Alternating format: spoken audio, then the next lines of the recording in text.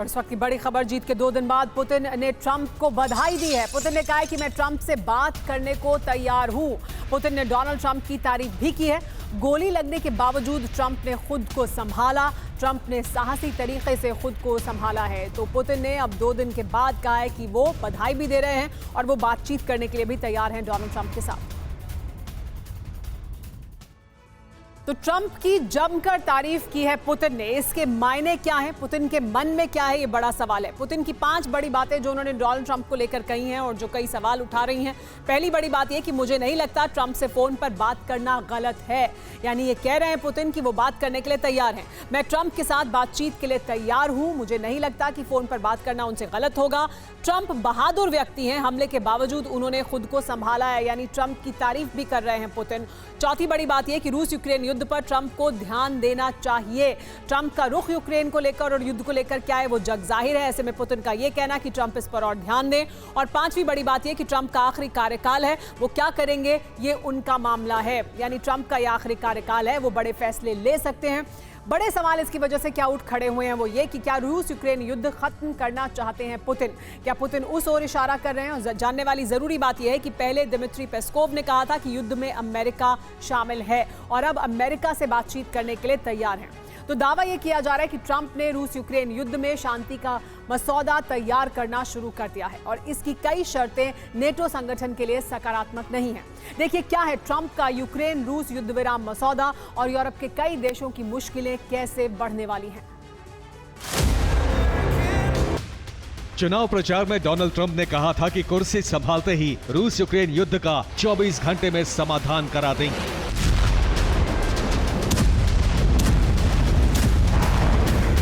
लेकिन जिस दिन ट्रंप ने चुनाव जीता उसी दिन से रूस ने यूक्रेन पर बड़े हमले शुरू कर दिए हैं।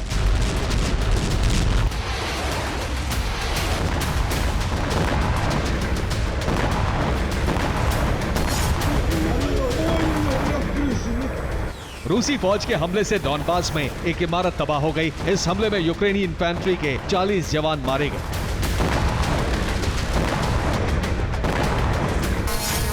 कीव पर रूस ने ड्रोन हमले किए और इससे एक इमारत में आग लग गई।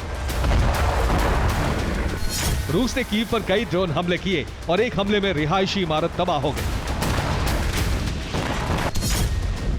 6-7 नवंबर को रूस ने यूक्रेन के कई शहरों पर रॉकेट और मिसाइल हमले किए। अब ट्रंप के ऊपर इस जंग को रुकवाने का दबाव है। खबर है कि ट्रंप ने रूस यूक्रेन का समझौता कराने के लिए शांति का मसौदा तैयार करना शुरू कर दिया है।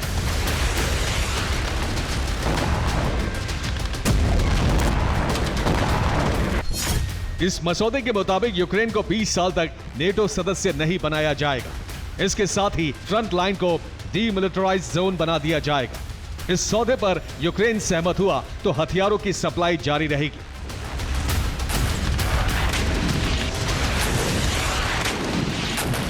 ट्रंप के इस मसौदे का मतलब रूस और यूक्रेन के बीच एक बड़ा बफर जोन बन जाना है, जिसे रूस की रणनीतिक जीत माना जाएगा। यूरोपियन मीडिया की रिपोर्ट है कि ट्रंप की जीत क्रेमलिन के लिए अवसर बनकर आई है। अब यूक्रेन के समर्थन के लिए अमेरिका प्रतिबद्ध नहीं रहेगा। यूक्रेन के भविष्य पर अनिश्चितता के बादल मंडरा रहे हैं।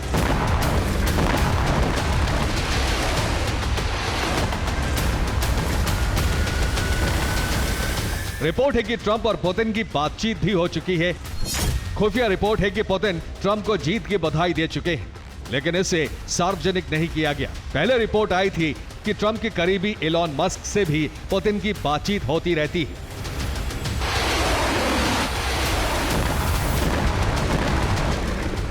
माना जा रहा है कि ट्रंप यूक्रेन की मदद पर अरबों डॉलर नहीं खर्च करना चाहते हैं, क्योंकि ट्रंप अपने चुनाव प्रचार में भी कह चुके हैं कि यूक्रेन के राष्ट्रपति अरबों डॉलर की मदद ले जाते हैं।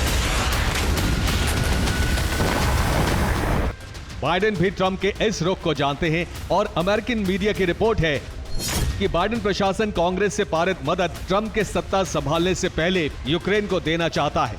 बाइडेन प्रशासन ने इस पर काम शुरू कर दिया है। जनवरी से पहले यूक्रेन को 50,000 करोड़ रुपए की मदद दी जा सकती है।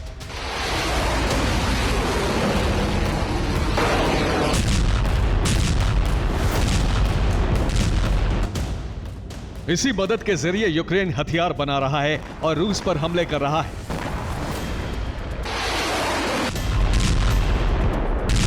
छह नवंबर को यूक्रेन ने रूस के दागिस्तान में नेवल बेस पर हमले किए। यूक्रेन के एक ड्रोन ने 1500 किलोमीटर की दूरी तय करके रूसी मिसाइल कैरियर को निशाना बनाया। यूक्रेन के इस हमले में रूस के 2 डिस्ट्रॉयर तबाह होने की रिपोर्ट है। यूक्रेन भले ही रूस पर हमले कर रहा है, लेकिन पुतिन नाम के संकट से निपटने के लिए अमेरिका का साथ खड़े रहना जरूरी है।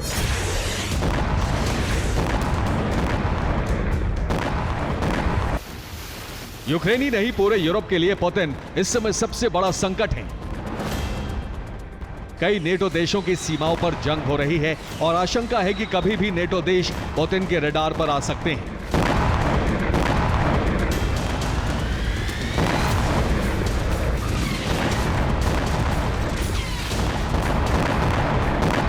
ट्रंप के सत्ता में आने के बाद नेटो की भी चिंताएं बढ़ गई हैं। दुनिया में ट्रंप की वापसी को नेटो के लिए मुश्किल माना जा रहा है और इसके पीछे है नेटो के लिए ट्रंप का रुख। ट्रंप ने अपने चुनाव प्रचार में भी साफ कहा था कि नेटो देशों को सुरक्षा देने में अमेरिका सबसे ज्यादा खर्च करता है और अब उन्हीं देशों को सुरक्षा दी जाएगी जो डिफेंस बजट बढ़ाने वाले हैं। नेटो पर ट्रंप के इस रुख से यूरोप के देश चिंता में हैं। यूरोप के सभी देश अपनी रक्षा के लिए अमेरिका पर निर्भर हैं और युद्ध काल में ट्रंप का सत्ता में आना यूरोपीय देशों के लिए मुश्किल भरा हो सकता है। पुतिन के डर से यूरोप के नेटो देश अपनी अपनी आत्मरक्षा की तैयारी में जुटे हैं और अब पोलैंड के वित्त मंत्री ने साफ कहा है कि अमेरिका पर भरोसा नहीं किया जा सकता। रोदास्लो सिरकोस्की ने कहा है कि यूरोप को तुरंत अपनी आत्मरक्षा की जिम्मेदारी उठानी होगी। यूरोप को अपनी रक्षा के लिए आत्मनिर्भर बनना जरूरी है।